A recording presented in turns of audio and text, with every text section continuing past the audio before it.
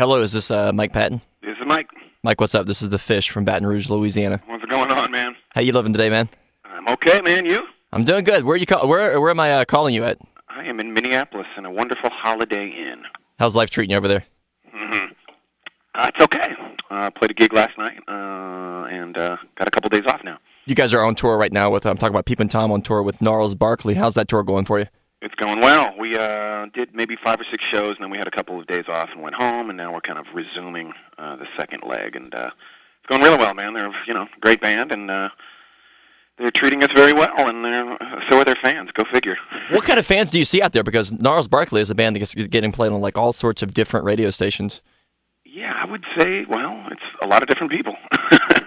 Mostly people that,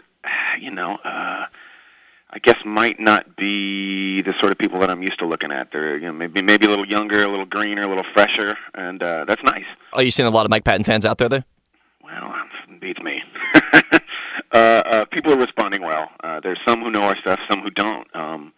But on the whole, it seems to be working in that people are, curious enough to stick around and show up early and listen to us. And we've got a captive audience, which is, really important. Now, Peeping Tom is a project that you've been talking about for 5 or 6 years now. What took it so long to come out?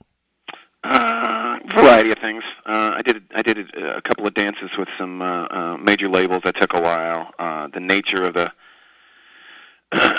project being, a collaborative through the mail type of thing, definitely took more time than I thought it would. It was the first kind of approach that I'd taken like that. I'm used to, putting a band together, getting in a room, going 1, 2, 3, 4. This was not that.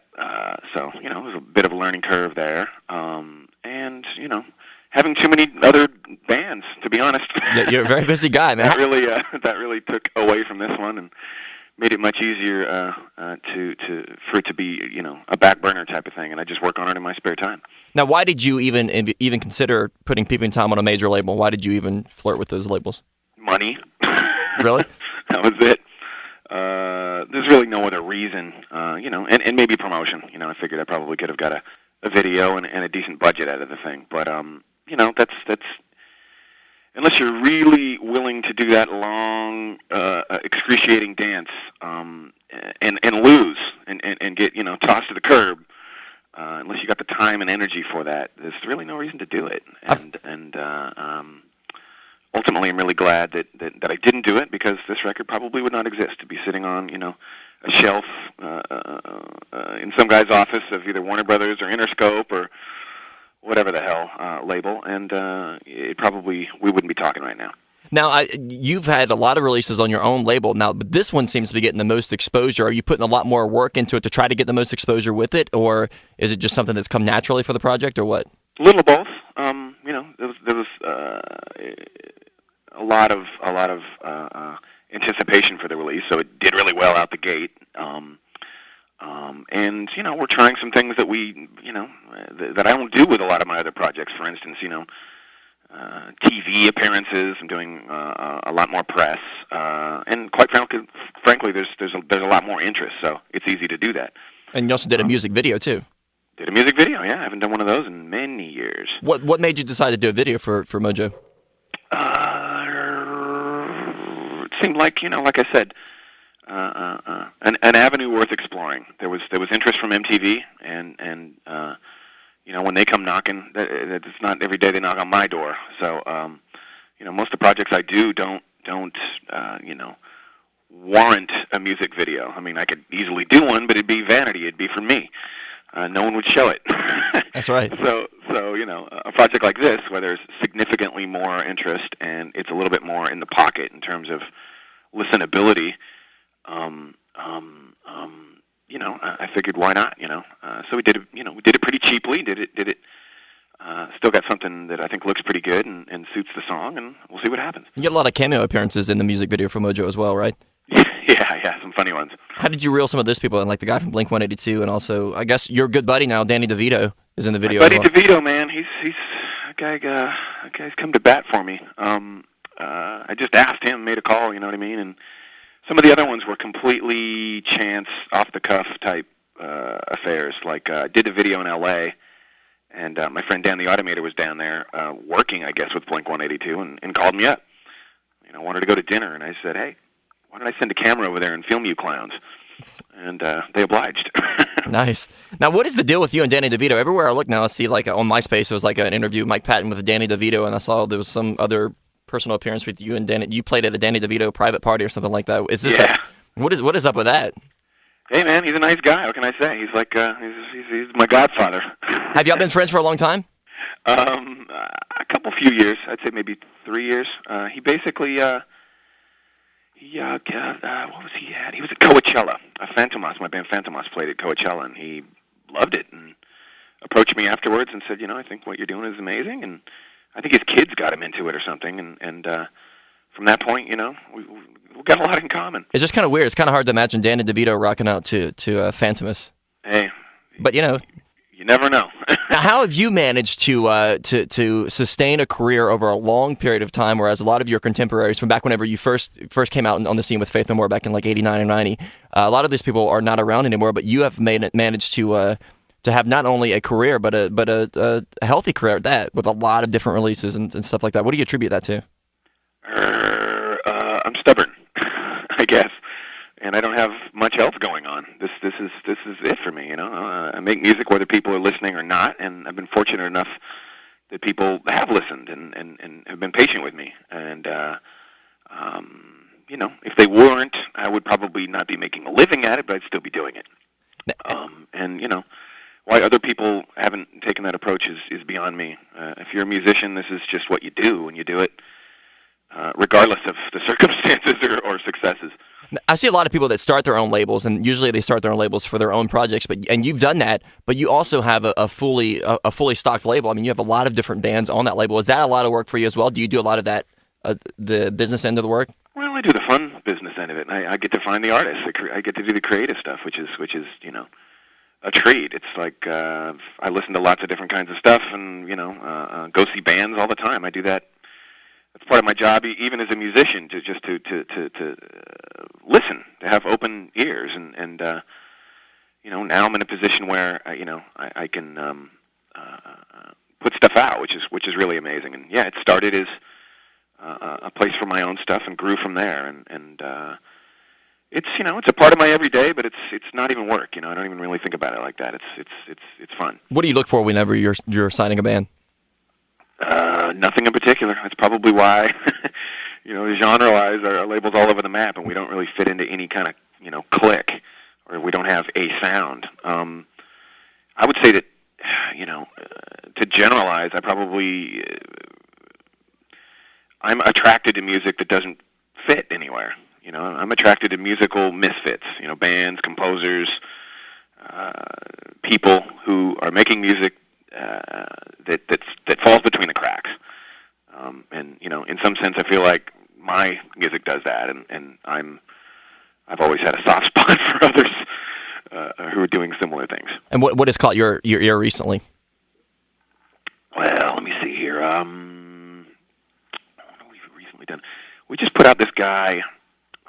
Put out his second record. He's an Icelandic guitar player, composer. His name is Mugi-san, and he's really amazing. It's kind of pop singer-songwriter stuff, but very, very twisted, very homemade. He records it all himself, and it's really great stuff. And I'm not a singer-songwriter type of guy, and this guy really, really has something special.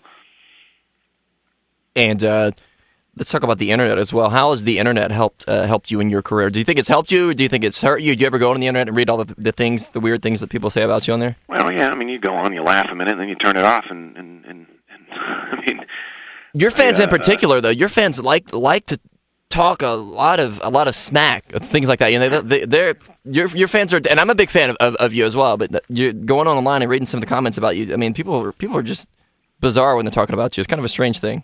Let them go. That's what it's there for, and I'm glad it's I'd rather have it be out in the ether ways as opposed to on my front door. The internet is a forum for people to say whatever the hell they want to say, no matter how twisted it is, or whether it's true or whether it isn't. I try not to get too high or too low or too wrapped up into it. It's entertaining, mildly, and I go on there and read some things on occasion, and like I said, I try not to waste too much time. It's beyond my control. I can do nothing about what people are saying on there. But boy, computers and the internet in general has helped me in a lot of other ways besides that.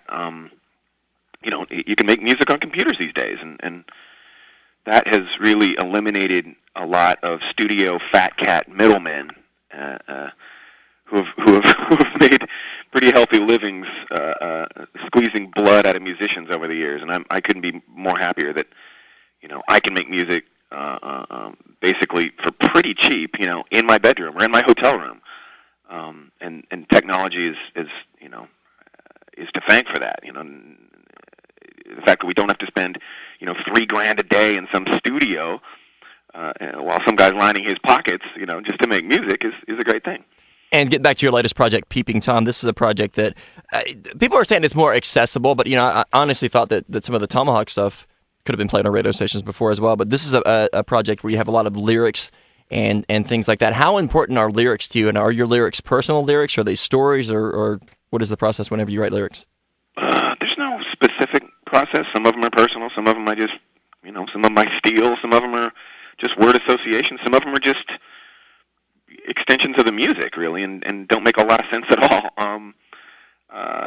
If I had one specific approach, I think I'd probably would stick to it. I don't consider myself a very good lyricist, and it's always a struggle for me to write. I'm more of a musician's musician. I write all the music first, and then at the very last minute, I'll put words to it. Now Usually, with a project like this, obviously I think lyrics are more important than a lot of my other projects because it's a song-based adventure. This project is an exploration into like the song format. So lyrics, I gotta make sure the lyrics are reeled in a bit. And like the song Mojo, which we're playing here at 104 The X, what is that song about? If I were to ask you that. Well, it's sort of a playful, light take on addiction and pop culture. And some people, whenever we play it, some people will think it's like a pro drug song, which I don't know how. I guess just because they hear some of the lyrics and they don't really. Well, yeah, they're catchy like that. Yeah. Now what I'm doing is I'm just drawing parallels between heavy drug addiction and addiction to advertising and pop and things we see every day, and addiction to Oprah, addiction to ESPN, that kind of stuff. So just drawing some parallels and letting people make their own sense of it. And you were in the movie Firecracker, which I believe was just came out on DVD. Are you have any other acting aspirations? Not really. That sort of landed in my lap, and it was a really good set of circumstances. And to be honest, I thought I could wiggle my way into doing the soundtrack, and the director had other ideas for me. So, did you like the movie? Did you like the finished product? Yeah, I think it's good. It's a very twisted, confused, surreal type of movie, and it's not for everyone. But I think it looks really good. Some of the acting I think is a little iffy, including mine. But I do think it looks really good, and I think the director's onto something. And besides Peeping Tom, what else do you have on your plate right now? A couple of film soundtracks, short film, both indie films. What else? New Tomahawk. I got to finish before the end of the year, and a lot of touring with this Peeping Tom thing. It's offers are sort of falling out of the sky. So we hopefully will get you down here, down south, down to Louisiana. Yeah, I think we may be looking at. I could be wrong here, but maybe some more dates with Gnarls in November. That would be very cool. Like all across the South. So. Because I've always tell people that the best shows that I've ever seen are shows that you've been involved in, whether it's Faith No More, Mr. Bungle, Tomahawk, or Phantomus. Thanks, my friend. For some reason, man, every time you're up there, man, it's just like it's a different show. It's entertaining to me, and it's very cool. So I hope you get a chance to see this band. It's different. It's more like a party vibe, if you know what I mean. It's not it's different and new for me, so I'm having fun with it. And where can people get information about all of your projects? I guess you would go to my label's website, www.ipecac.com. And, well, thank you very much, Mike Patton, for talking to us this afternoon. We look forward